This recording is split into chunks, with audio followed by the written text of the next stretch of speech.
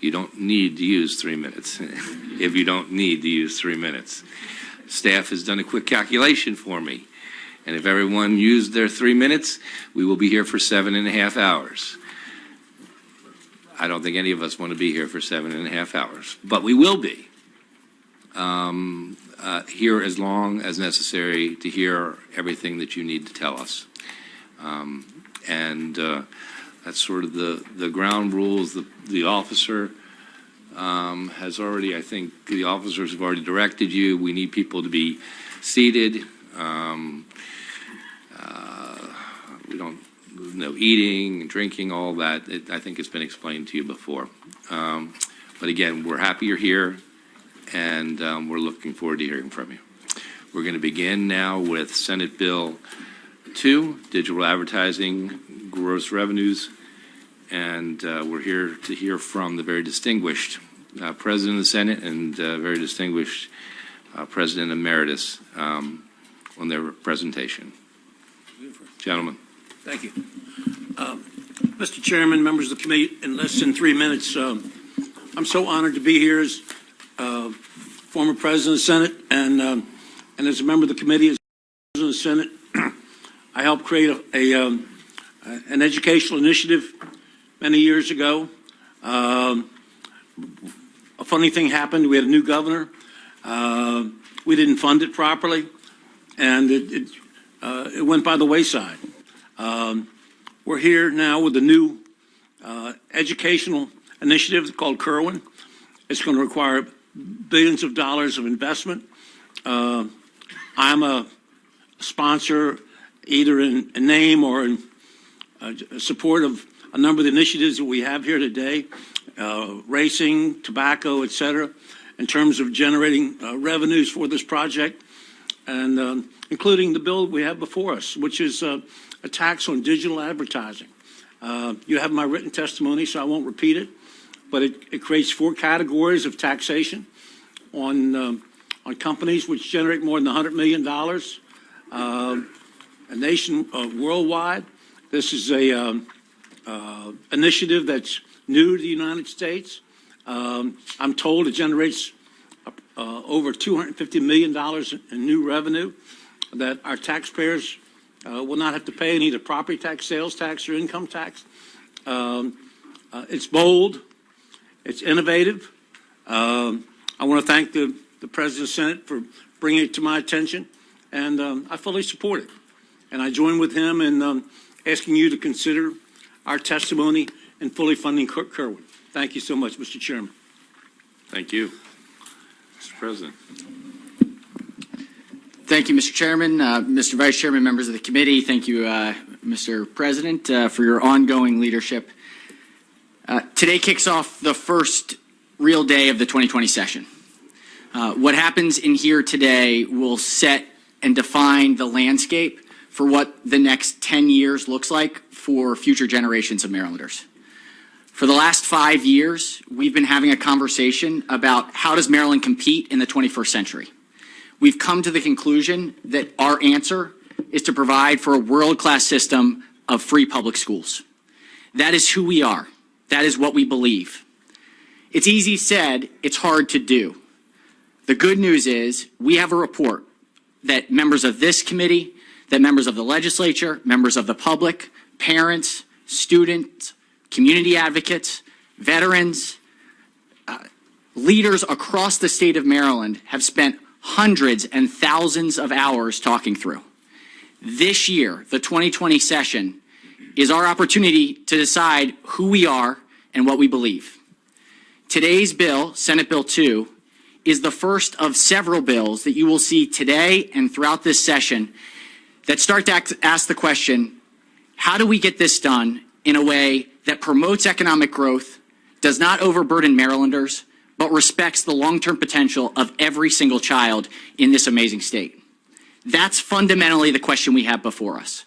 The piece of legislation you'll hear from a Nobel laureate who has initially come up with the concept of looking at this new digital world that we are all living in that's changing our economy faster than we can ever keep up.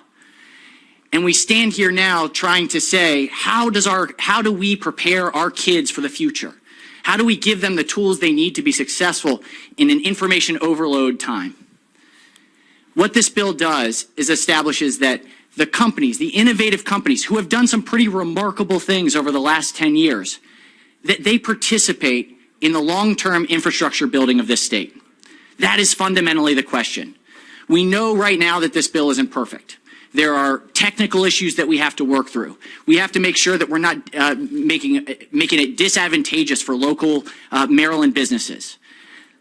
But the question remains, should the 10 to 12 top leading companies who are leading innovation in the United States and across the globe, should they be partners in the work to ensure that every single Maryland child has the opportunity to maximize his or her potential? I believe that they should. I sit here with the President Emeritus, who believes that they should. I also believe in this committee. And having served here over the last 5 years, I know the level of talent and skill that exists around this room. I know your commitment to young people. I know your commitment to the long-term health of this state. And I know your commitment to figuring this out so that we do it the right way. Senate Bill 2 is a start.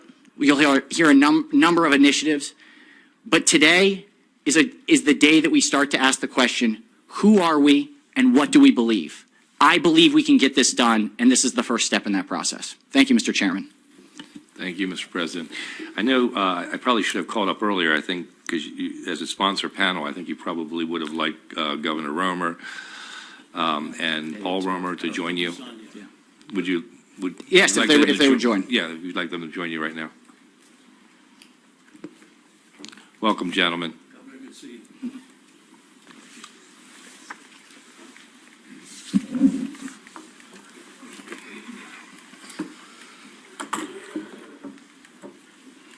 Gentlemen. So let me start by saying that there are three kinds of economists: those who can count and those who can't. So those who can't sometimes have trouble with time. I'll do my best. I'm going to turn on the timer. Now, let me start on a more serious note by saying that no one's paying me or my father to be here today. In our line of work, part of the job is to give away what you've learned, and that's what we're going to do. Now, on different career paths, the most important thing we learned is that it was the investments in education made by previous generations that gave us the high standard of living that we take for granted today. In the early years of the 20th century, the states committed to free secondary education for all. Back then, if it was the right thing to do, you found a way and you did it. Today, Maryland has proposed a more modest but very important extension, like offering free preschool to 3-year-olds and 4-year-olds, but only making it free for half of them. There are voices today who will not tell you who's paying them to pay what they say, that fret about whether the people of Maryland can afford that kind of investment. Now think about that. We have 10 times the output per person that we had in the United States in the beginning of the 20th century. How can it be with 10 times the income and resources we can't afford a modest investment in preschool for 3- and 4-year-olds? Maryland can show every state that they can afford to keep making new investments in children, and they can show that a large part of the cost of these investments can be covered by a tax that would be beneficial even if all you did was take the money and put it in the bank and didn't spend a penny. The voices that fret will tell you that taxes distort the market.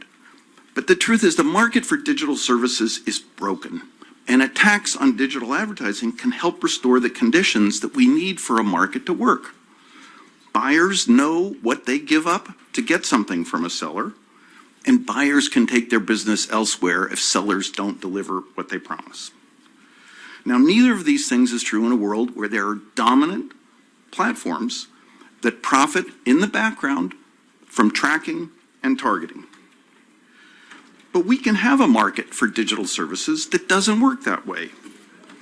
I pay $11 a year as a subscription to a service that lets me save the URLs I find as I surf around the web. That firm works for me, not some third party. It never reveals anything about what I'm reading to anybody. Tax on digital advertising will encourage more digital service providers to rely on that kind of subscription model and to be transparent about who they're working for. This model will undermine the monopolies that control all of this information about everything we do and help restore the competition that gives people choice in what they buy, what they say, what they read. The voices that fret will suggest that markets cannot work if people pay to get something. That's not what I learned when I studied economics. They'll say that in the last 15 years, inequality's gone down because people can get free social media services. That's not what I see. They'll say that no small businesses could have existed 15 years ago because they didn't have access to targeted digital advertising. So how could they survive? We couldn't have elections 15 years ago because we didn't have any targeted political advertising. I lived through the last 15 years, and I can tell you, these suggestions are just simply false. And this type of dishonesty by people who've made hundreds of billions of dollars from tracking and targeting is proof that there's something terribly wrong. When the market works, the firms that succeed are the ones who are honest and open. So if every state follows Maryland's lead, our children will be better prepared. We can have a world where the firms that succeed are the ones that are open and honest, and there will be no platform that somebody can manipulate to distort our elections. Thank you. Thank you. We appreciate you taking the time to come here. I thought the joke didn't count against my time. It did not. Governor. I bring three kinds of experiences that are relevant to this. One, I'm an elected official. I served in the Colorado House and Senate for 8 years. I served as governor for 12 years in Colorado. That's why I served as elected official. After I did that, at age 70, I went to Los Angeles and served as superintendent of the schools in Los Angeles for 7 years. It was a very interesting experience. You can tell that was a tougher job than being governor, and we did a lot of good. Third, in addition to those two things, I'm a successful businessman. I was born in the middle of the Depression. Well, I was born in 1928. I'm 91 now. So I served through some very hard times. I served in Colorado at a time in which we brought Colorado into the modern economy. I helped create the Denver airport, and that's a part of that experience. But these three experiences, as an elected official, as an appointed head of a school district, and incidentally, while we were in Los Angeles in 7 years, I spent $19 billion raised by bonds to build 135 new schools. So I've had large experience in investment in infrastructure, the Denver airport, and education. I'm here today because of these 91 years I've lived, the most important investment we can make is in education. It's the key to our future. And this bill is a very creative way to raise revenue, and it's a good way to raise revenue. For those who are in the room who are going to oppose it, they ought to think long and hard, because an educated society is the key not only to their future employees, but to their future market. So I'm here to say, in my experience, our investment in education and infrastructure has been inadequate in this country. And we need to do a better job of investing in infrastructure and education. But education is more important than infrastructure, given the way in which our economy is growing. And also we need that for the quality of our democracy. So I'm here today to share with you my experience. And I'm not a knee-jerk liberal. I'm a conservative economic guy. Every year I was governor, I had a Republican legislature in Colorado. But I believe in this cumulative experience, we need to do a better job of educating our young and our adults. The world is bypassing us here. And this is a creative measure. You ought to do it. You have a great study, the Kerwin study, and I'm just here to support you in that effort. Thank you. Thank you, Governor. Governor, thank you so much. Thank you so much for bringing your perspective. and sharing your thoughts. We'll certainly take in very deep consideration all that you've given to us. Thank you. Okay. Oh, I'm sorry. I apologize. Yes, Senator Salling. Thank you very much. Thank you for your testimony, and I know there's a lot of wisdom here, and a lot of time and effort and talent that put together this bill, and I want to thank you so much for this. But just got a couple questions that I think we need to just maybe discuss briefly. That's important, because education is very important to me. I've done a lot of bills in education, so education is very important to me. At first, I was in education, health, and environment here. But I just want to ask this, and I believe you do have the answer. First of all, have any other states in the union done this? And if not, why are we going to be like the first state to do this, or like maybe the guinea pig to do that? So thank you. Thank you. Did you mean make the investments in education or use this tax? This revenue source. So the first answer is no, I do not believe there are any other states in the union that have done that. There is 2 years ago in this committee, after the Wayfair decision and the Supreme Court found a new way, removed the restriction around nexus for the sale of goods from out-of-state sellers. This committee came together, put forward a proposal, and set forth a dedicated funding stream that at the time we thought was maybe $5 million from out-of-state sellers who were selling to Maryland customers. That passed. We're now talking about that being an $80 million a year investment. We dedicated that money for the Blueprint for Maryland's Future, our education initiatives. That is the funding that will pay for the first 3 years of the Kirwan Commission's implementation. The second part of the question was why now? Is that correct? Or Why are we like anxious to do this like the first state? why are we anxious? This is the new economy in action, and someone has to lead, and Maryland should be that leader. We want to promote innovation. We believe we have done more work than many states to foster the growth of an innovation economy here in Maryland. What we are saying is that innovation and that growth that is absolutely essential for our long-term competitiveness should be a part of building the infrastructure for all Marylanders. And that's fundamentally what this is about and the value question that's before us. Thank you, Mr. Chair. If I could just say, there's been an innovation economy. We need innovation not just in the services that firms sell, but in the policies we use to achieve the goals for society as a whole. And we deal with some legacies like the corporate income tax, which suffers from just irreparable confusion about where income is located. States can't push this, rely on this, but something like an excise tax is a feasible option. And so I think this is a chance for Maryland to really lead the way in showing the states how to do what they've always done, which is make the investments for the future. Thank you. Thank you. So if I could remind the committee, if you just touch your button, it'll start flashing like Senator Eckert says, and we'll know that you have a question. So then you don't have to touch it again. That's correct.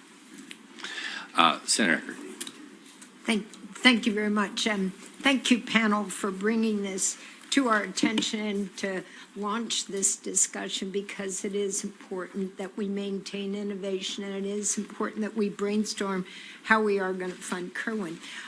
Do we currently tax advertising in any way, shape, or form in Maryland? I guess it depends on how you. The pass-through money that firms make certainly is income tax that is taxed. Firms that are advertising firms pay a corporate income tax if they're based in Maryland. But we in terms don't of have it specific. an excise tax on advertising, we do not. Okay. We kind of like to have a level playing field, right?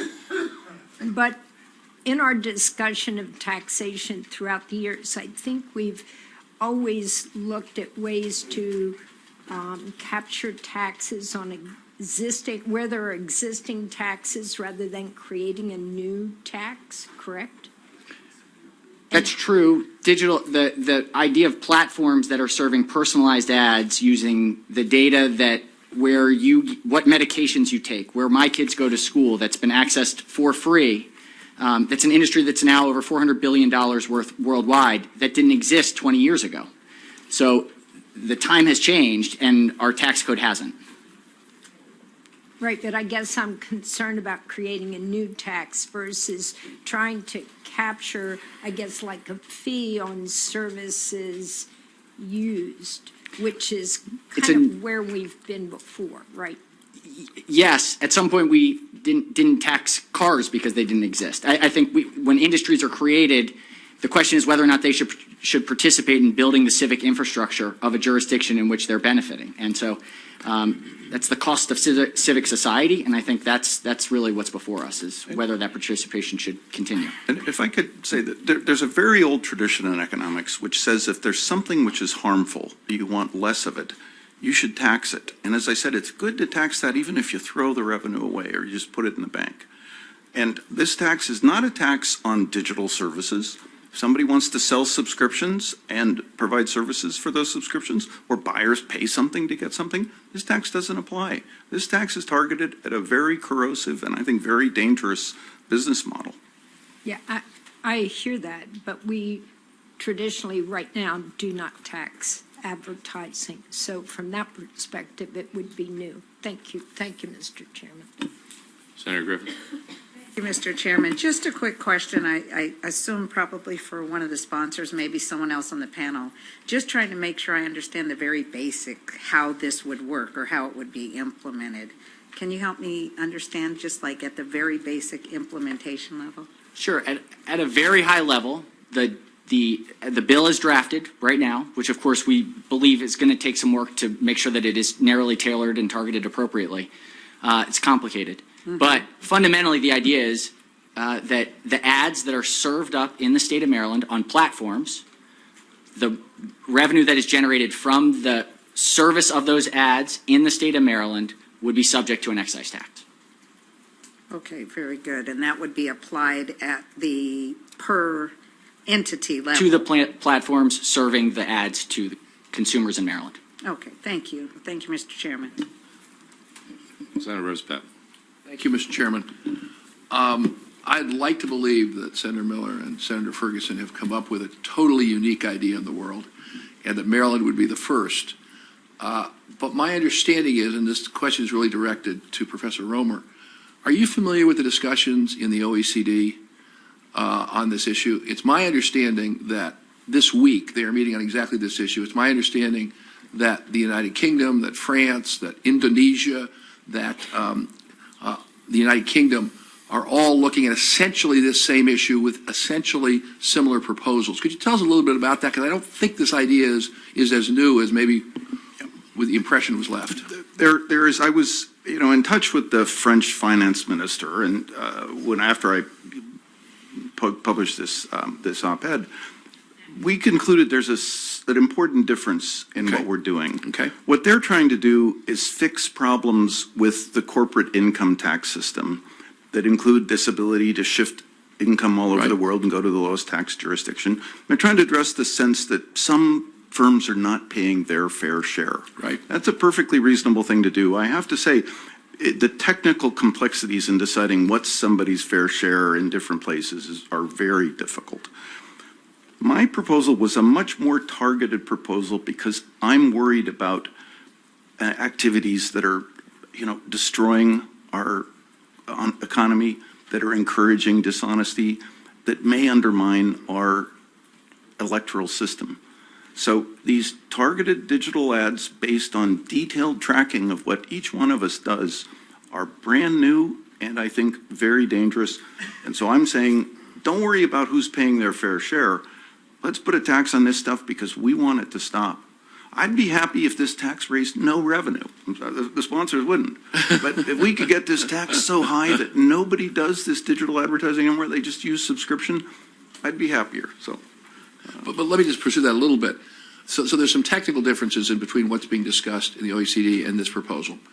But from a conceptual point of view of making sure that essentially what President Miller and President Ferguson said about making sure that this new industry is taxed in an appropriate way seems somewhat similar to me. well, I think the first thing is it's very difficult to address this issue of tax fairness at the local level if the background is an income tax. And that's why you have a different model for it. Yeah. No, I understand from a technical way, but I meant more from the point of view of looking at a new economy and looking at new players in a new economy and trying to make sure that those new players are contributing to the commonweal that your father so eloquently addressed. Yeah, no, I mean, they're similar in Thank you. spirit, but I think in the details, things like, I think if you look at the kind of broadcast advertising we had in 2000, whether it was in a newspaper or on TV or radio, Sure. but if there's an online version of that, I think this bill could be amended so that that doesn't qualify under this. It's the targeting and tracking that I think Understand. is what should be taxed. Thank you very, very much. Thank you, Mr. Chairman. Senator Edwards. Thank you, Mr. Chairman. Someone, I think up there said that this only impacts companies that are 100 million or more. Is that 100 million total business or $100 million in profit? $100 million in global advertising revenue, as it is existing today. Digital. Digital advertising. So if I'm not too much into this modern technology, I have trouble figuring out how to use this. It knows where you are, though. True, the government's tracking me, I understand. But Senator, that's the first category. The first category is 2.5 assessable rate on companies which bring in between 100 million and 1 billion in annual global revenues. There are 4 categories, and we think it's fair. okay, I'm just trying to clarify stuff Right. here because Thank you. I get the feeling this is the first step in probably a long process of what we're going to attempt to do with this, because I'm almost assured it's going to be amended in some manner as you hear all the comments. So if a small business wants to do advertising with one of these big businesses, they would pay a tax, or they would pay something because that business we're going to tax is going to say it's going to cost you more to do this ad. Is that a fair statement?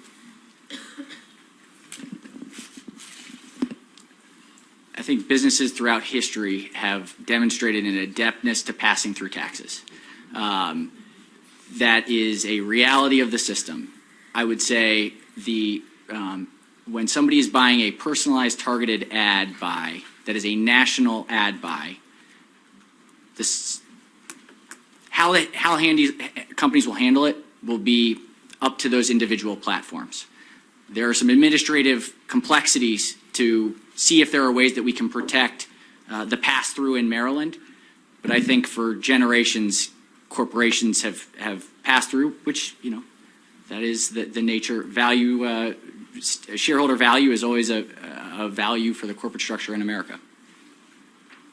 The reason I asked the question, if I can just move forward with some commentary maybe, is as I look at a lot of bills that are in this year, we're trying to find money to fund Kerwin. I don't think anybody sitting in this room is opposed to improving our educational system. The question is, how do you do it? How much money do you need? Maybe you don't need everything they're talking about. So I think we need to thoroughly evaluate that too. But I think we need to be concerned, and the reason I ask that question is I look at some of these bills in that want to do away with our business tax credits in this state, which hopefully we're not going to do, because they're really more important to rural parts of the state. I mean, people sit up there, they talk about all this, that, and basically it's the rich areas of the state that really, okay, fine, add this, add that, that's okay, we can afford it. Well, some parts of the state cannot afford it. So my concern is that we need to look, and I will say this because someone's going to say, well, he's never supported the tax, and I'm not too thrilled with tax increases, but I have supported tax increases. I try to look at each individual item or issue as it is. But we don't want to get to the point that we drive businesses out of the state of Maryland, we educate our students, and we drive businesses out of here, don't allow them to expand here, and then we say, goodbye, you're Totally leaving agree. and go somewhere else to work, because we're going to have big businesses to work. I think we need to kind of keep that in the back of our mind. And one that probably going to get a little loud later as we go into session on Kerwin spending and the spending we're in now, there are some counties in this state that are being shortchanged, in my opinion, and are not being treated fairly. And we need to look at that if you want support from the whole state to support some of these revenue things. But I think as we look at the revenue increases, we need to look at things that don't overly negatively impact businesses and put us out of competition with surrounding states. So we can keep businesses and gain businesses. It's good to say you got the best system in the world, but if we're taxing businesses out of whatever, students our young people are going to leave. Senator, I think that is the absolutely right question. And I think what we are talking about here right now is whether the residents of Garrett County and Washington County, whose data has been used for free to create value, whether the platforms that are using that data of your constituents and my constituents should participate in building the infrastructure of the populace without having to levy a direct tax on the citizens of Garrett County, Washington County, and the rest of the counties in the state of Maryland. That's the question before us right now with SB2. I understand that, but I look forward to working with you on Likewise. the other concerns you know I have on Absolutely. education funding in this state. SB2 makes those concerns a lot easier. Thank you, Mr. Chairman. Thank you, Senator. Senator Serafini. Thank you, Mr. Chair. And I mean, I don't want this first one to count against me because I think I'm going to help the proponents of this bill. All right? So, and this will be the last of this, and sorry to the rest of you out there. And then I hope I can have a little leeway, and then I'll hold comments on others if that's okay. So let me help you. We tax cigarettes, and we're going to try to tax them more because we don't want that to happen. But I'm pretty sure it's not your legislative intent to raise the tax on this to stop ads. That'd be correct. Understanding and respecting the... Right. I'm trying to be respectful, but this is not trying to say we want to stop all advertising because that defeats a lot of purposes here. So I gave you one. Remember that, okay? Duly noted. All right, so let me speak to one other one. I'll try to be quick. You know, I appreciated your little math there earlier. It was comical. I find it interesting when I talk about raising revenues, and I said I would support raising revenues on the floor, everybody thought I only meant taxes. But there's no conversation on any of this of how do we increase the economic activities in the state, and then maybe everybody wins. As our citizens of the state do better, they're glad to pay more tax out of their surplus. But none of these conversations of trying to raise revenue for Kerwin, which we're all supportive, have mentioned that once. The only way that we talk about raising revenues is to tax. And if, in fact, we know that tax does cause people to choose, then that's an issue. And that's our concern of why are we first. Because the other side of it is, why are we first? And help me with this. When you're sitting here today and we know, number one, we can't just tax digital. You know constitutionally we're going to have to expand this to go after print and video, correct? We do know that. I trust the wisdom of this committee. Well, I mean, it's in the fiscal note, and we have Maryland law that already says, because it's been tried before. So we can't do that. We know that it violates the Federal Internet Freedom Tax Act. So that's another one that has not been addressed in the bill, but it's going to have to be. I mean, the fiscal note talks about you got possible litigation and then you got compliance. And then the next problem you're going to have is the freedom of speech issue, which is another one that there's been issues with this. I'm not disagreeing with you. I'm going to tell you there's people out here that say we're ready to tax digital download. People that are going to come up and oppose this bill are going to say we're willing to work with you because we think that does reflect that the economy has changed and we need to do that. I know the Republicans here supported the Wayfair decision and the tax and the good work of the chair last year. We're not opposed to taxing the economy as it's changed. We just don't think this one is going to be very easy because you know there's going to be we would have to admit if we pass this, even expanded, there's going to be an injunction right away. Do we acknowledge that? Is that fair? I suspect that there would be ongoing conversations about how this plays out. Yeah. Okay. So real quick then, let me say this to you. We're going to have problems with making this happen mechanically. So number one, a person flying from New York to Florida that comes through BWI and opens up their phone, are we going to be able to know that's how they did that? Number two, you now have encrypted VPNs where you don't know where they are. That's a secure feature that's happened out there. So just the logistics of how this is going to have to be done. And secondly, how it's going to be audited. Because remember, when you file your taxes, you're filing a claim. And the person that's opposed to that could say back to the comptroller, I don't think I owe anything, and now you have to prove it. And I'm going to say today, while we think they can track, I don't think the technology's there. And the last thing is, if we're going to audit people up to 6 years, are we going to ask them to hold personal data somewhere for 6 years? So how do we handle those compliance issues? How do we view that? How are we going to do that? I would say you and I both served on this committee, and every single year we are hearing adjustments to the sales tax. Is this a good? Is it a service? Is this a how should this be applied? How should this be good be applied under the sales tax regime? We've had Airbnb and the hotel with Marriott, and whether or not an online purchase is the same as a booking in person.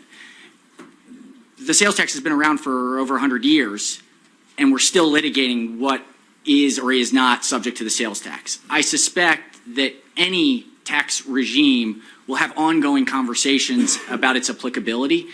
The question is whether or not we want to make the choice right now to figure out whether or not the participation of these platforms, their growth and their expansion should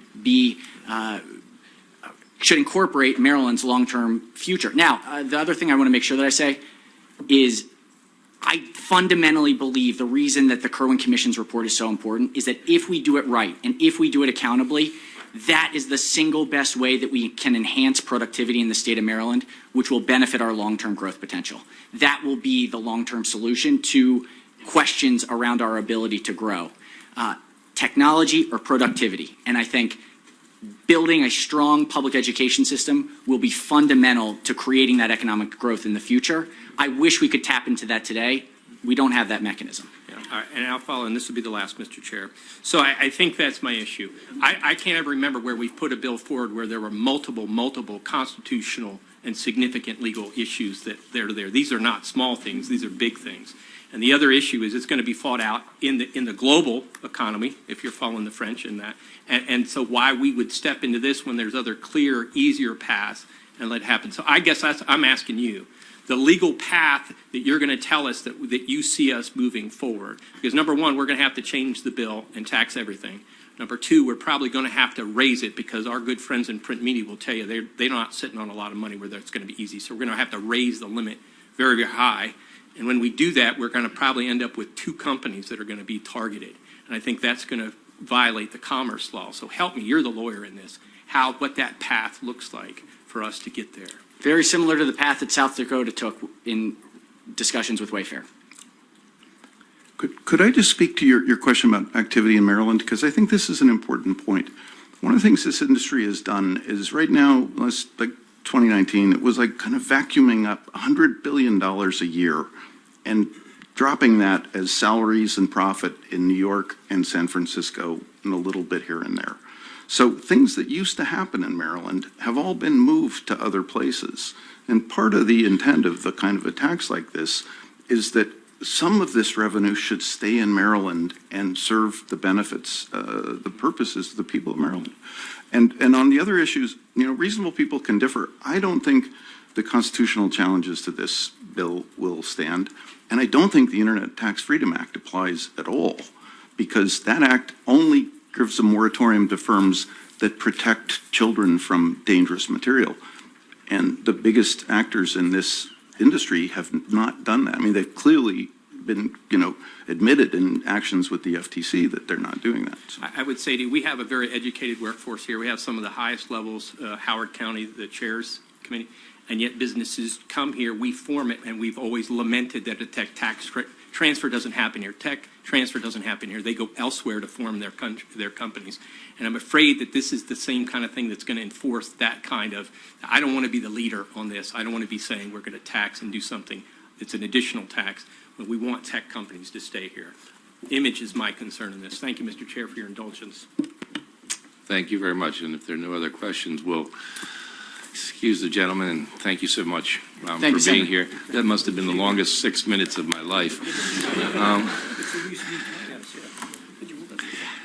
Just as a reminder to committee members, obviously we want to engage with witnesses when you have questions and such. You do recognize that most of these issues that we deal with today will end up in our work sessions, and we can dig into the details. I appreciate you'll have questions today and understand that, and that's fine, but just keep that in the back of your mind. Sean Johnson. No one else wants to come up with me? I can bring a lot of people up, but I don't have you as a panel. If you want to bring other advocates, it's fine. Sure. Benjamin Orr, Joe Francavilla, Kelly Schmutz. Kelly Schmitz. That's a good start. Thank you, Mr. Chairman, members of the committee. My name is Sean Johnson, representing the Maryland State Education Association. Good afternoon. Thank you for letting me testify today in support of Senate Bill 2. President Emeritus mentioned bold and innovative, and he mentioned that in the context of Senate Bill 2, and I think it's that. But the bold and innovative elements of this and why MSEA is testifying in favor of this and other revenue bills you hear today is because of the bold and innovative nature of the work of the Kirwan Commission. The Blueprint for Maryland's Future provides a lot of bold and innovative elements that need to be funded. I'm an advocate that will come before you and other committees in the General Assembly in support of the Blueprint probably every day until April 6th or sooner. And I think sometimes advocates just come and say, hey, we need this. And I want to be responsible in that advocacy to say, not only do we need this, but we also need to identify and stand with you in ways to fund the things that we value and we care about. And so that is my advocacy today of Senate Bill 2. I'm by no means the expert that can dissect and delineate maybe some of the very amendments you need to work through in your work sessions. But what I do know is when this committee and the Senate voted unanimously in support of the legislation last year, which had a lot of the policy elements that you need to enact in detail this year to make the Blueprint a reality. You said this is the future that we want to support in Maryland. And so it's incumbent on all of you and all of us to say we also need to support the revenue to make that a reality. Otherwise, it's just words on paper. So, Mr. Chairman, in pursuit of this goal that we can find short-term, mid-term, and long-term funding solutions to make the Blueprint a reality, we urge a favorable report on Senate Bill 2. Thank you. My name is Benjamin Orr. I'm the Executive Director and founder of the Maryland Center on Economic Policy. And you've seen me before. We are here in support of Senate Bill 2 with amendments to address the specifically the conflict with federal law that Senator Serafini mentioned. We know that Maryland's economy has changed in important ways over the last half century, but our revenue system has not kept up. And so we believe, and you'll hear throughout today, how we should comprehensively reform our tax code to both close corporate loopholes, end ineffective tax breaks, and modernize outdated policies. Taxing advertising revenue across all platforms may be an important step in the right direction. And so for this reason, we support this bill with amendments to apply to all advertising activity. We've been underinvesting in the foundations of our economy since the Great Recession, and most clearly, of course, in education. We have a choice before us today. We can either stay the course and skimp on the basics, or we can find the courageous ways to pay for these necessary investments to bring our educational system into the 21st century. Building a truly effective revenue system will require multiple steps, and we believe this may be part of that.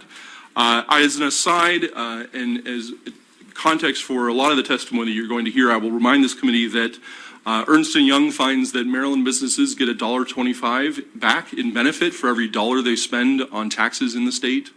That furthermore, during the Augustine Commission conversation of a number of years ago, we heard that location decisions by businesses, number one reason why they locate is whether there's a highly educated workforce. And third, that when you look nationally, the data is that state taxes make up on average less than 2% of a business's overall expenses, which is why they do not drive most location decisions. By bringing the advertising industry into our tax system on an equal basis and investing in the revenue in world-class schools, we can begin to make a difference for the next generation. And so I ask you to think thoughtfully about this bill. I think there are some issues that we need to make amendments on that have been identified in the fiscal note. But with those amendments, I ask for a favorable report on SB2. Thank you. Good afternoon. My name is Joe Francavilla. I'm Executive Director of Strong Schools Maryland. Thank you to the Chair, Vice Chair, members of the committee for hearing the testimony, and also my compliments to the Chair on nailing the pronunciation of my last name on the first time. So I appreciate that. Thank you. So I also want to extend our gratitude to President Ferguson, President Emeritus Miller on this innovative bill. This is the type of visionary leadership that I think we're all rallying behind because, like Sean talked about, like Ben talked about, this is a choice of what we want our state to be like for the next 10 years.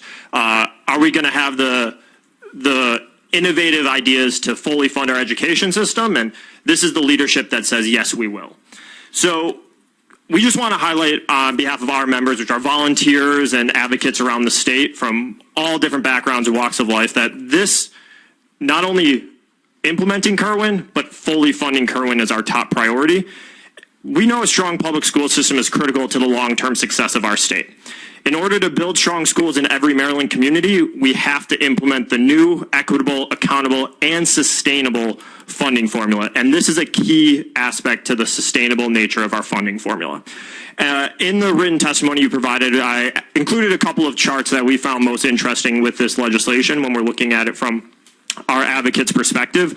Of note, we found that according to a 2018 report commissioned by the Interactive Advertising Bureau, which was completed by PricewaterhouseCoopers, mobile digital advertising revenue grew to $70 billion in 2018, which is up from $7 billion in 2013. That's an astronomical growth rate, and it's estimated that digital advertising, mobile digital advertising specifically, will be over $234 billion industry in the United States alone by 2024.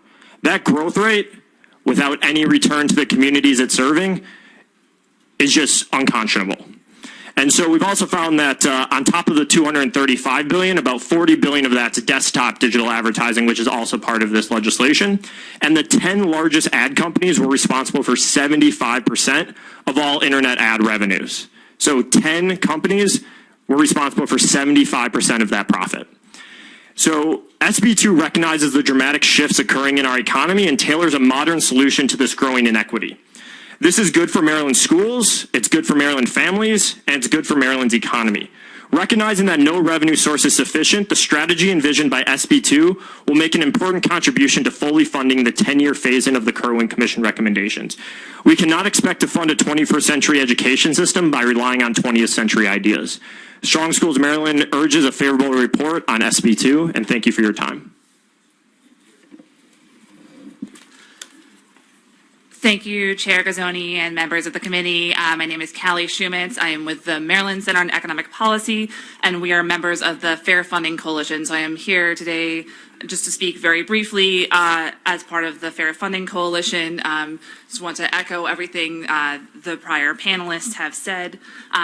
Our coalition has 25 member organizations and growing. We're representing a broad range of constituencies from throughout the state.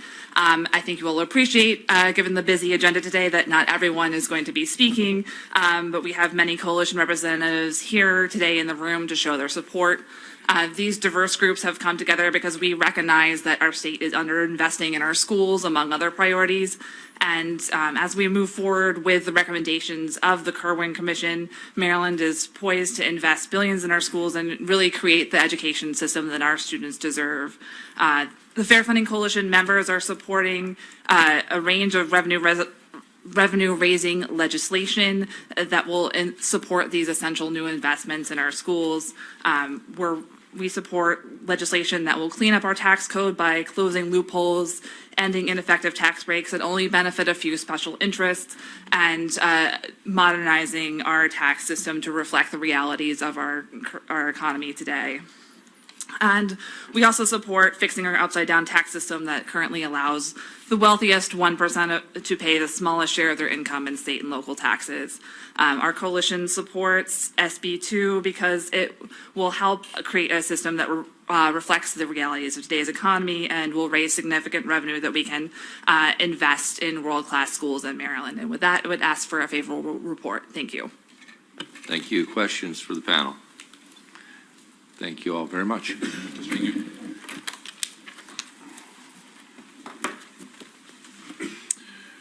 Robert Callahan, Chris Oswald, Nick Manis, and Van Stevenson.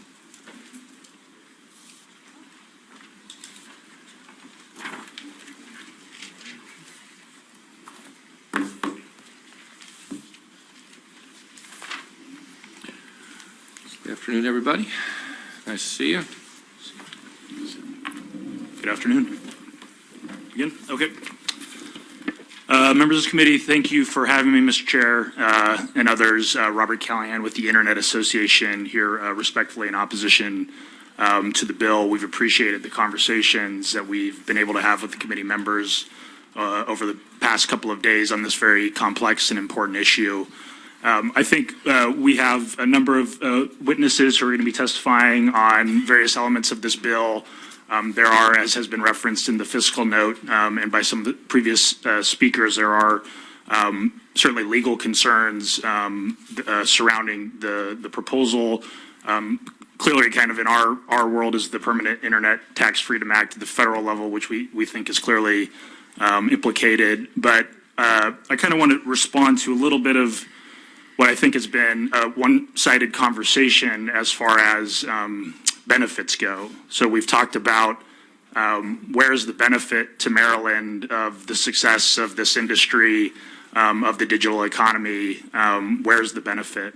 And I think there's tremendous benefit that needs to be acknowledged on the main streets of Maryland by consumers who use these services every day and by all aspects of the advertising ecosystem. So there's a reason this industry is so successful and so large, is because it is the most cost-effective way to get a message out than has ever existed before. So think about back in the day, it was only traditional advertising media. Maybe you ran a small business and you bought up some space on a bus stop bench. Maybe you could afford a billboard.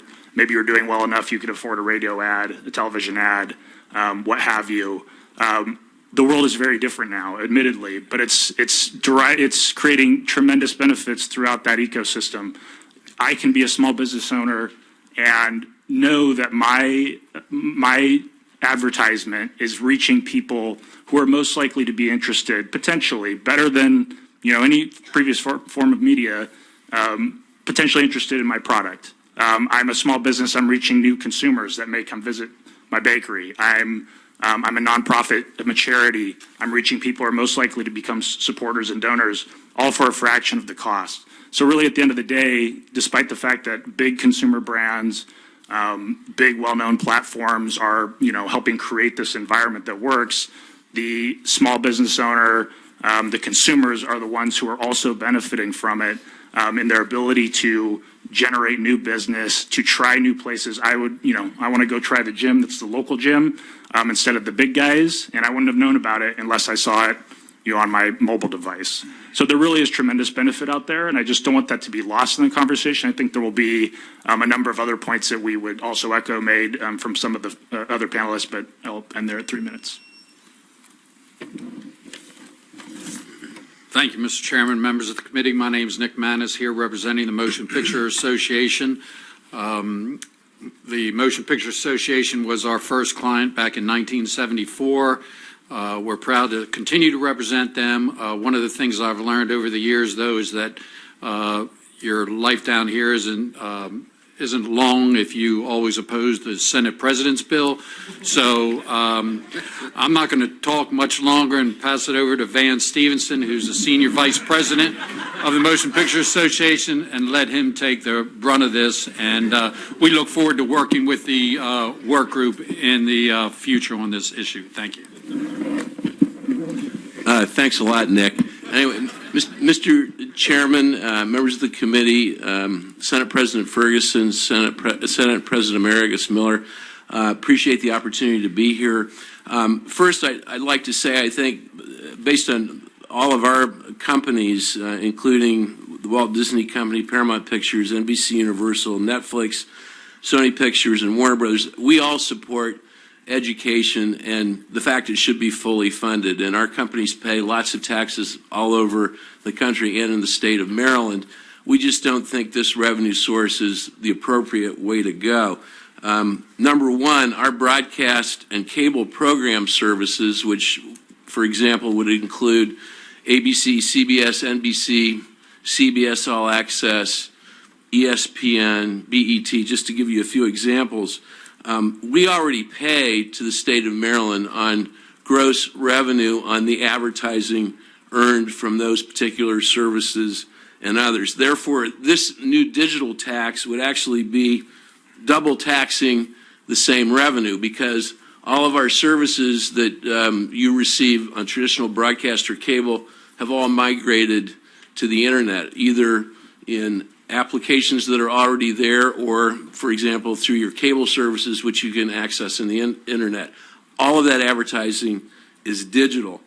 Moreover, this tax on gross revenue is also discriminatory against advertising services on the internet, and we respectfully submit, and I think it's been brought up earlier, that it raises constitutional issues, particularly because it's singling out protected speech, namely advertising.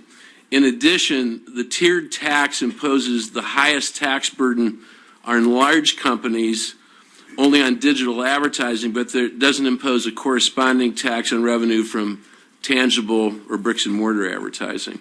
I think it was brought up earlier, no other state has proposed or implemented this type of digital tax. And our recommendation to the committee and the legislature would be to undertake a broad-based policy review, how to fairly and equitably develop a digital goods and services taxing regime, which other states have done, and work with the business and industry communities in Maryland and outside the state to achieve that goal. Thank you.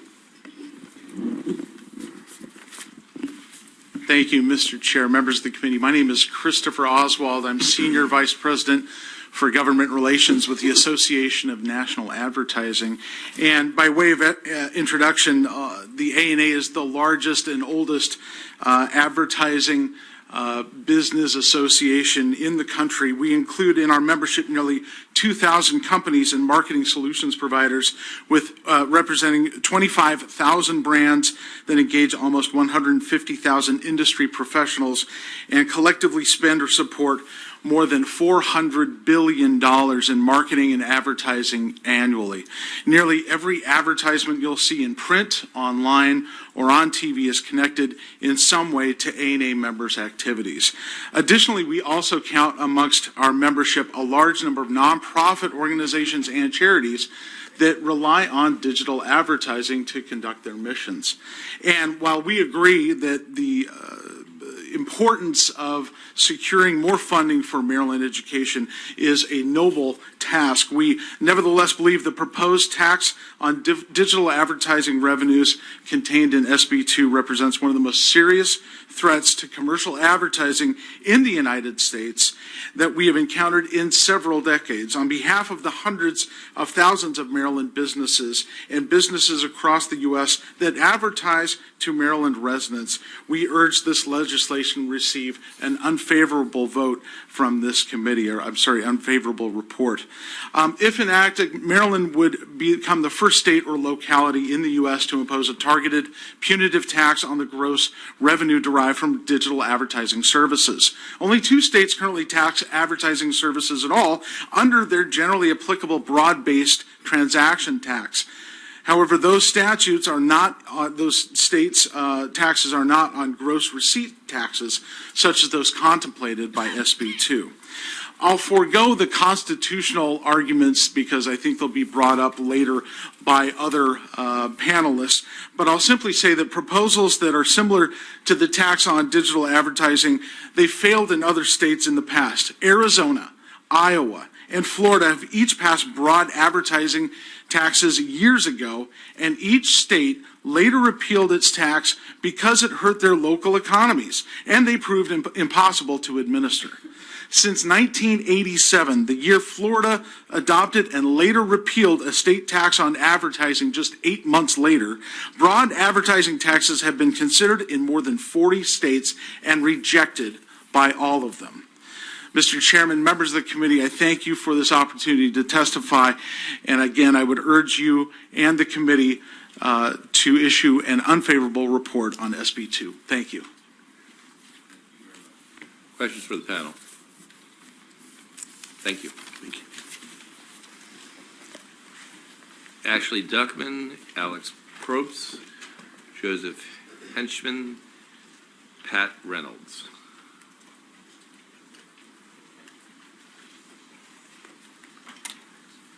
Good afternoon, everybody. Thank you very much. Mr. Chairman, members of the committee, thank you very much for the opportunity to appear before you today. My name is Ashley Duckman. I'm here representing the Maryland Chamber of Commerce and our 4,500 business and federated partners from across the state. My remarks will be very brief. We have a panel of experts assembled here at our invitation to walk you through some of what you've already heard with respect to the legal and policy concerns presented by this bill. With my time, I will say that beyond those complexities, beyond the innumerable legal and policy concerns presented by this bill laid out before you today, the Chamber is very concerned about something you've already heard about today, and that is the prospect that the ultimate economic burden of Senate Bill 2 will be felt most and ultimately will be borne by Maryland businesses and consumers. We have heard that the intended target for this is there are global corporations, but make no mistake that the real impact will be on Marylanders who use advertising services within a digital interface. We know that advertising service providers will pass through those costs onto their customers, and that would include my small business members that utilize online platforms to promote their products, their services, and they also use them to reach new customers. At the Chamber, we also recognize the need for a world-class education system that meets the needs of our 21st century economy. I think you'd be hard-pressed to find one of my members that doesn't agree with that premise. But we all also agree that this is not the appropriate way to meet that need. Because of that and for all the policy and legal reasons that will be laid out before you today, the Chamber would strongly and respectfully urge an unfavorable report on Senate Bill 2. Good afternoon. My name is Joe Bishop Henchman. I'm an attorney with the state and local tax practice at McDermott, Will, and Emory, and I've worked for 14 years in state tax policy and state tax law with special emphasis on proposals for new or expanded transactions at the state level, transaction taxes at the state level. I'm grateful for the opportunity to testify today at the invitation of the Maryland Chamber of Commerce on sb2, the proposed new tax on digital advertising services. My testimony will focus on the constitutional and federal law concerns with this uncharted new tax. The Permanent Internet Tax Freedom Act, enacted by Congress, prohibits states from imposing discriminatory taxes on electronic commerce. It does so by stating that as a matter of law, such taxes are preempted.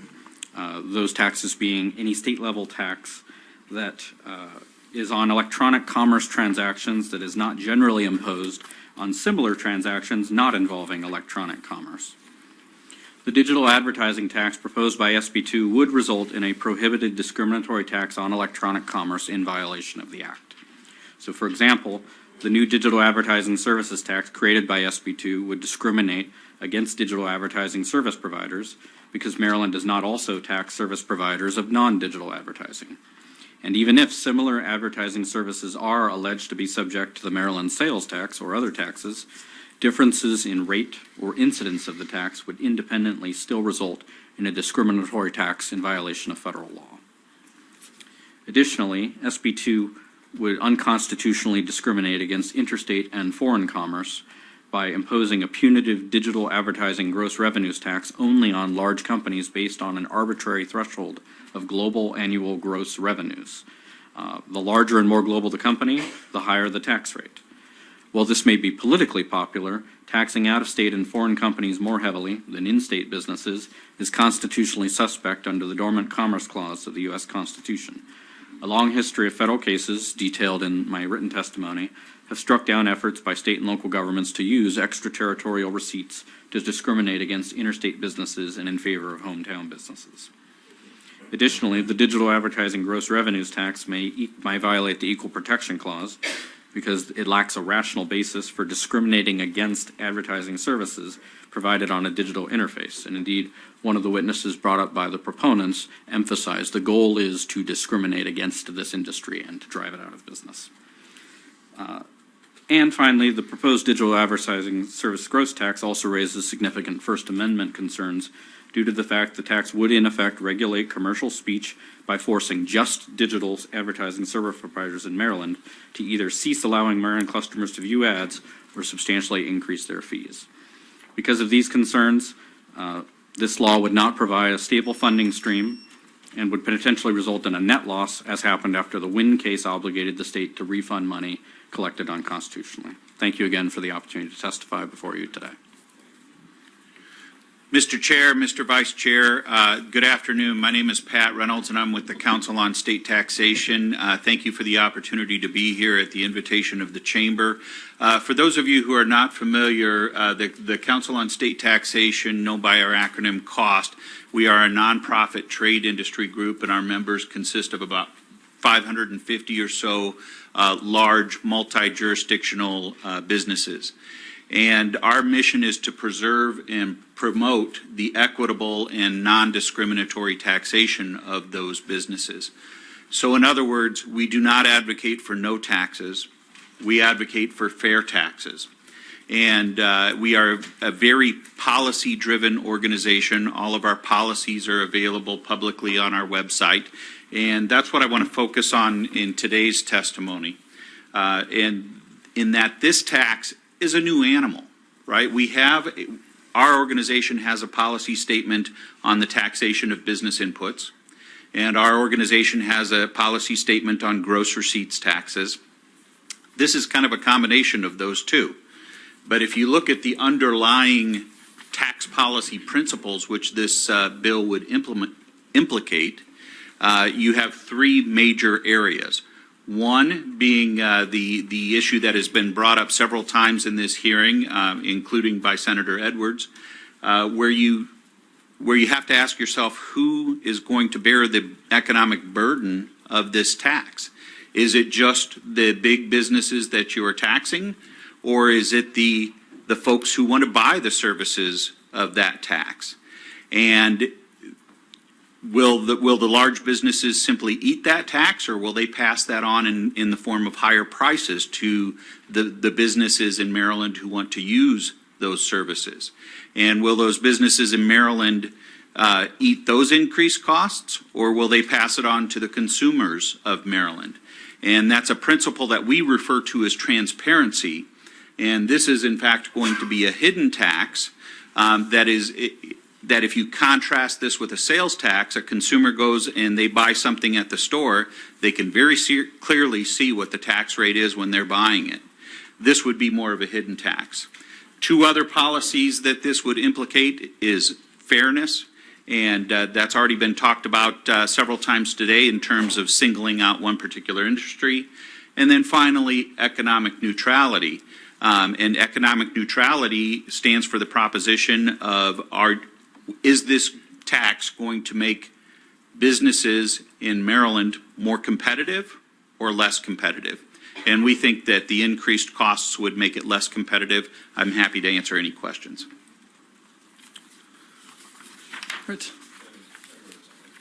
Yeah, thank you for the chamber witnesses.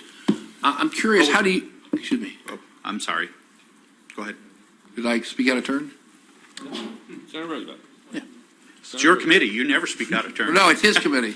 I didn't want to interrupt something. I want to be, okay. My question to chamber witnesses, if you don't support funding the improvements in education and job opportunity and skills that the Kerwin Commission has recommended this way, how do you propose to fund it? Thank you for your question, Vice Chairman.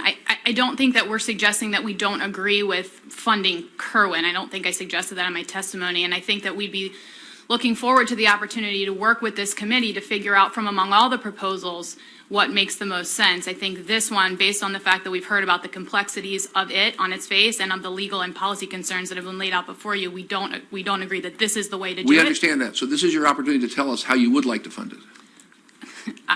I respectfully don't have an answer for you today. I see. Thank you. Thank you. Mr. Chair, members of the committee, thank you for the opportunity to be here today. My name is Alex Probst, and I work with the Interactive Advertising Bureau. And I'm thankful to my fellow panelists because I am not an expert on tax law, but I have worked in the digital advertising industry for more than a decade as a practitioner and also as a policy professional. So, Interactive Advertising Bureau, our mission is to help our members, which are newspapers, broadcasters, platforms, telecommunications companies, about 650 members in total, thrive in this changing digital economy. We do that through research. We've heard our organization's research referenced today by some of the proponents, as well as by the Maryland Department of Legislative Services in their revenue estimate for this bill. Advertising is a stimulus for economic activity. We've heard that a number of times today. And research using the late Nobel laureate Dr. Lawrence Klein's models shows that advertising generates around 16% of all U.S. advertising sales. That's close to $6 trillion for the U.S. economy. Digital advertising in particular is helping small and medium-sized businesses reach their audiences. As we heard, there are really prohibitive costs for other forms of advertising, like broadcast advertising. And if you look back at when there were 3 broadcast advertisers in the United States, there were roughly 200 companies that could afford to advertise on those 3 networks. Today, you have tens of millions of advertisers. We heard about tens of thousands of companies in Maryland alone that are using digital advertising to reach smaller audiences and do so very efficiently. So there are real benefits to the digital advertising industry. And so it's no surprise that research from IAB has shown that the ad-supported internet contributes about $21 billion to Maryland's annual GDP and supports 62,000 jobs in the state. Importantly, about 44% of those jobs are in small and medium-sized businesses. So again, reiterating the point that this is a very diverse industry. Because of the importance of the digital advertising industry in Maryland, we are concerned about the negative economic consequences of this law, which would hinder Maryland businesses from competing fairly with their competitors in other states and would create new costs for Maryland citizens. That's through increased subscription costs, and we've done research that shows that could be thousands of dollars a year for the most common apps that consumers rely on. It would also mean less access to the content, including educational content, which is a huge percentage of the ad-funded content online today. So from our experience, we believe that the law would have very significant negative impacts on all businesses, not only those that meet the minimum thresholds, and for this reason we're opposed to Senate Bill 2. But thank you for your time, and I'm happy to answer any questions. Thank you. Question, Senator Zucker. Thank you very much, Mr. Chairman. I guess this is a question for the Maryland Chamber of Commerce. So I heard a little bit what you're saying, but how many of your members currently have global annual revenue of $100 million or more?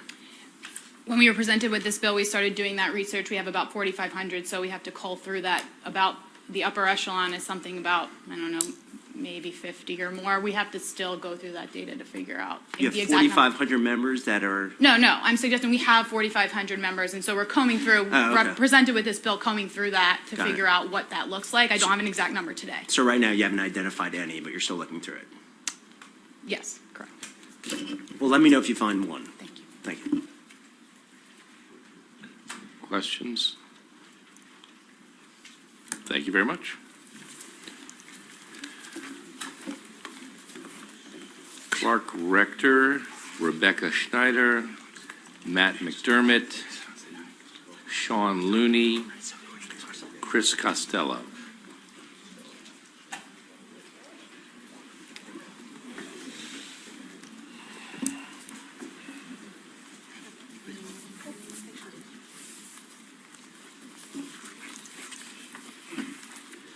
Afternoon, everybody.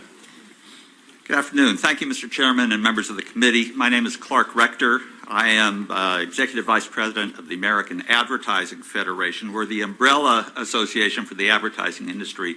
So my members include major advertisers, the agencies that create the advertising for them, as well as the media, traditional print, broadcast media, and online media as well. I also include local advertising associations, including AAF Greater Frederick and AAF Baltimore. You'll be hearing from them in just a couple of minutes. And while my office is based in Washington, D.C., I am a proud resident of Maryland and very happy to live in the Chairman's District. I'm here today to ask you to oppose Senate Bill 2 on digital advertising. While we obviously do not oppose funding education, we think this is the wrong mechanism to do that. Simply put, this is a tax on speech. And while the bill targets local global businesses, the negative impacts are going to be felt here locally on Maryland businesses and consumers.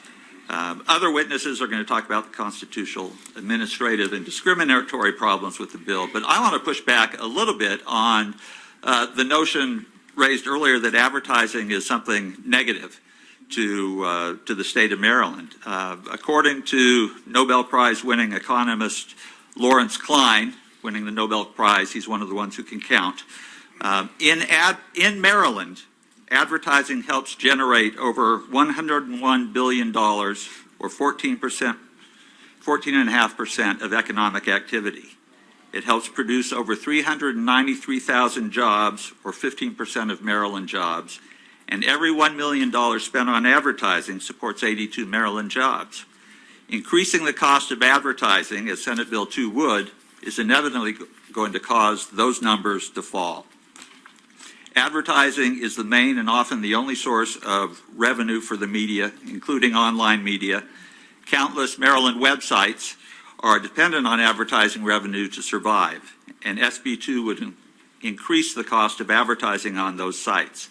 Since advertising budgets are fixed, that means the money going to the sites are going to go down. Loss of revenue means either loss of content or putting up a paywall. And as opposed to what we heard earlier, putting up a paywall is going to have harmful effects, especially on poor Marylanders who are not going to be able to pay for numerous websites.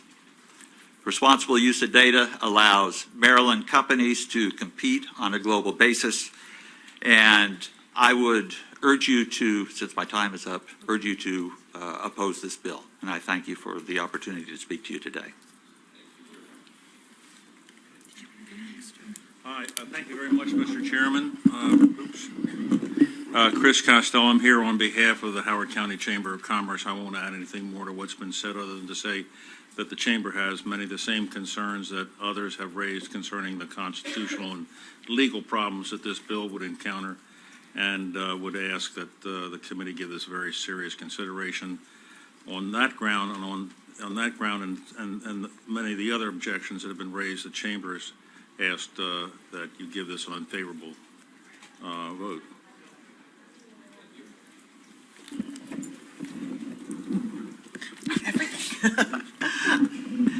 Good afternoon, Chairman and members of the committee. My name is Rebecca Snyder, and I'm the Executive Director of the Maryland, Delaware, D.C. Press Association. And we do come here in opposition of SB2. And many people have talked about the concerns regarding free speech and the effect of advertising taxes choking the economic growth and of the advertising industry. And I just wanted to bring the perspective of our membership. Our members do rely on advertising, and many of you think of our membership primarily as print, but we also have a significant online presence. All of our members do, in fact, have significant website presence where they are acting as digital agencies and agencies for small local businesses to reach the audiences that they need. And so they do sometimes go to the larger platforms. It's not just their own platforms.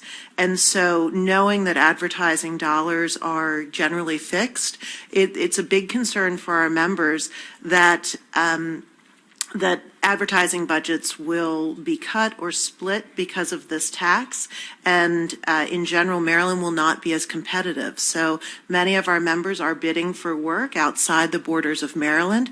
We're worried that we'll be disadvantaged. We're also concerned that any diminishment of that advertising revenue could be catastrophic for our members. We also, when I look at the bill as written, and I know there's a long way to go between here and where it may end up, the language is vague, and I'm not sure how our members would comply with what's being asked. The tiered level of taxation, even though many of our members are not, I hate to say it, going to hit that $100 million threshold, we're not sure how it plays out, to be honest. And the burden of compliance is very difficult for many of our members. We're also concerned about large national network advertising that comes in on the digital piece where, we don't know how to apportion out Maryland's share. So I think there's some big concerns just on practicality, on diminishment of advertising overall, which is an economic engine for the state, as well as the free speech aspect. So we do urge an unfavorable report, and I thank you for your time.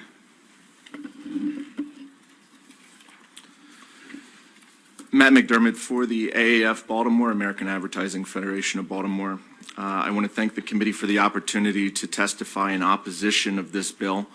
The American Advertising Federation of Baltimore represents a wide swath of members throughout Central Maryland, members in advertising, marketing, tech, business, and law.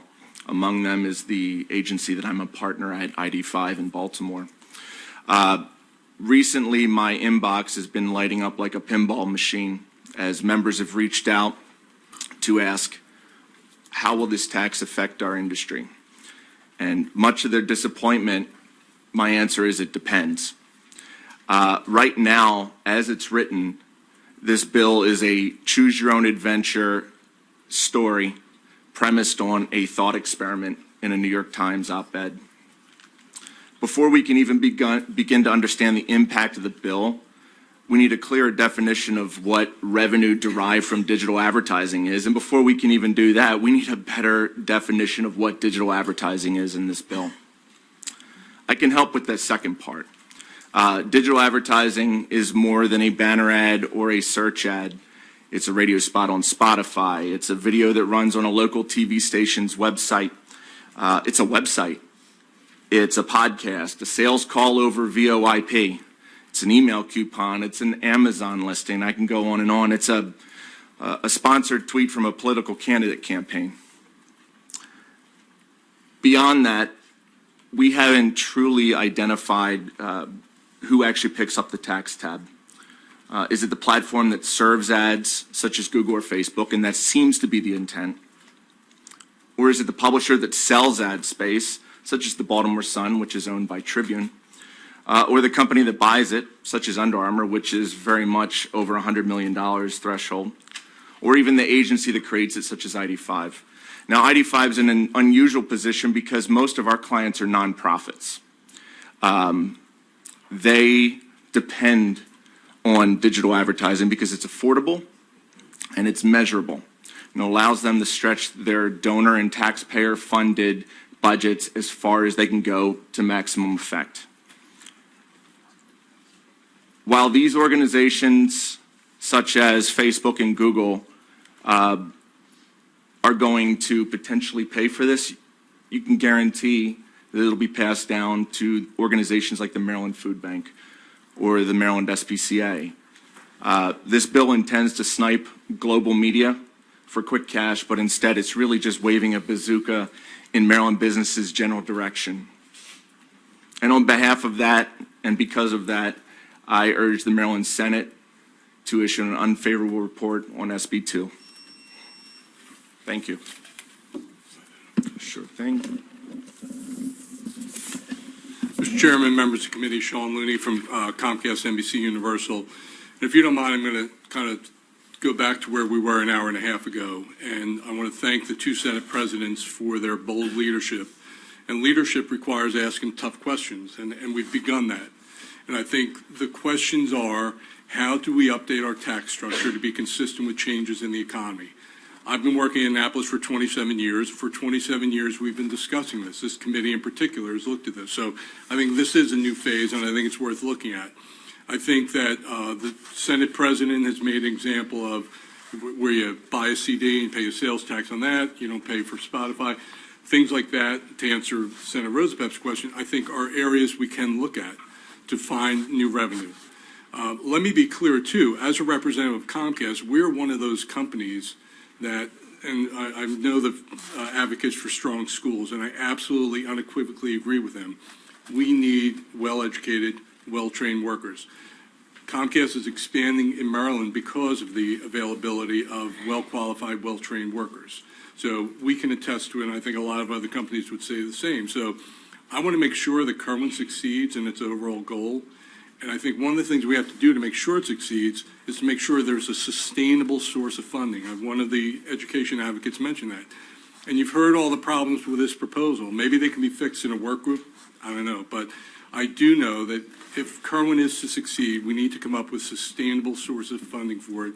Unfortunately, this in its current form is not sustainable for all the reasons you heard before. So With respect, I urge an unfavorable report, or we can, happy to work with it in a work group. Thank you. Thank you. Questions for this panel? Thank you all very much. Nicole Kading.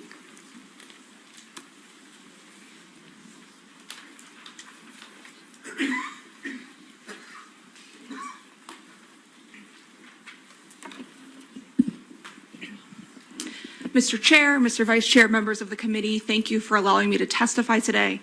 My name is Nicole Kading, and I'm a vice president with the National Taxpayers Union Foundation. I am an expert in state and local taxation for more than a decade and have written almost 50 articles on gross receipts taxes and transactions taxes, such as the one before you today. As a 501c3, I do testify for informational reasons only. One thing that I would like to discuss that I have not heard discussed much, though I have a much larger written testimony that has been submitted, is the incidence of this tax. When we look at taxation, as an economist, I think not only who is the person paying the tax, in this case, the large companies with more than $100 million in total revenue, not just digital advertising revenue per the bill's language, but what happens to that money? Where does it actually come from? And in this case, it's actually quite clear that it doesn't come from large out-of-state tech companies. Instead, it will come from local, Maryland-based companies and retailers, restaurants, gyms. When I arrived in Annapolis earlier today, I signed up to testify. And then I decided to go have lunch before the committee started. So what did I do? I went on my phone and I looked at various restaurants. And when I did that, what did I see? I saw ads placed for local restaurants down the street. If this bill is to be adopted, yes, the large companies that host advertising will remit that tax to the Maryland Treasury. But they, in response, will raise their prices, particularly if we agree with Nobel laureate Romer's argument that they have some sort of monopolistic power. They will raise their prices, which then means that the retailer or the gym or the restaurant that looks to place that ad will have to pay a higher price. In effect, what you will do is create a digital tariff on the state lines. And what we know from the economic literature of transactions taxes and what we know from the economic literature of tariffs is that those are regressive. That in fact, those taxes will be passed through not just to the local Maryland-based retailer or restaurant, but instead they will then further be passed to the consumer who shops at the store or purchases lunch at the restaurant. With that, I pause. Thank you. Thank you. Questions? Thank you very much. I think I missed one from earlier, and I apologize. Is there someone here from representing SEIU that wanted to testify?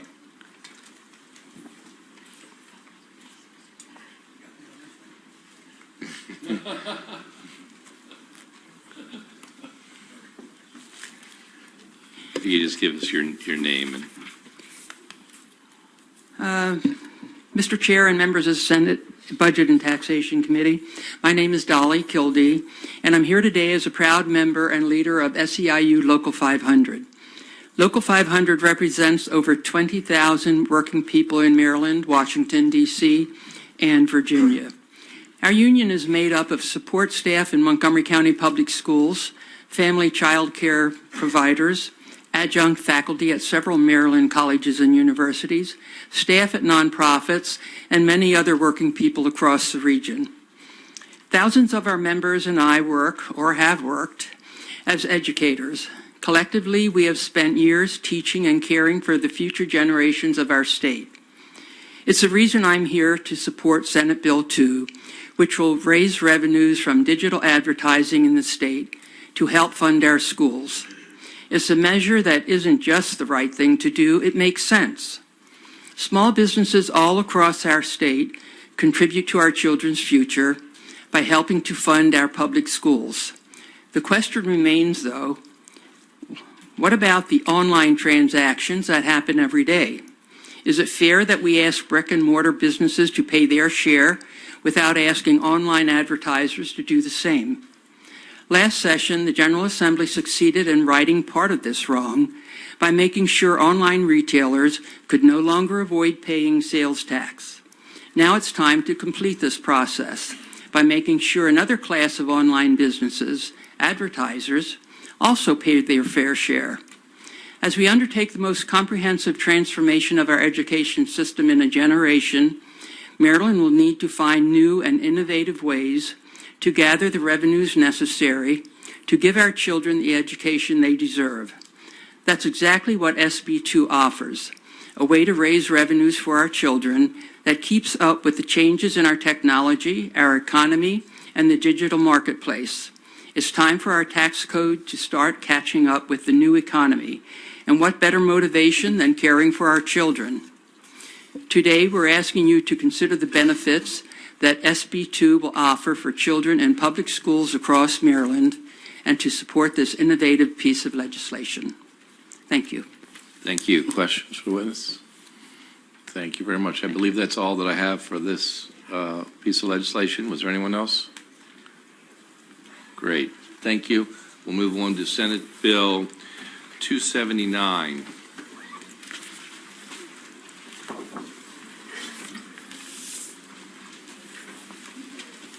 This is an administration bill.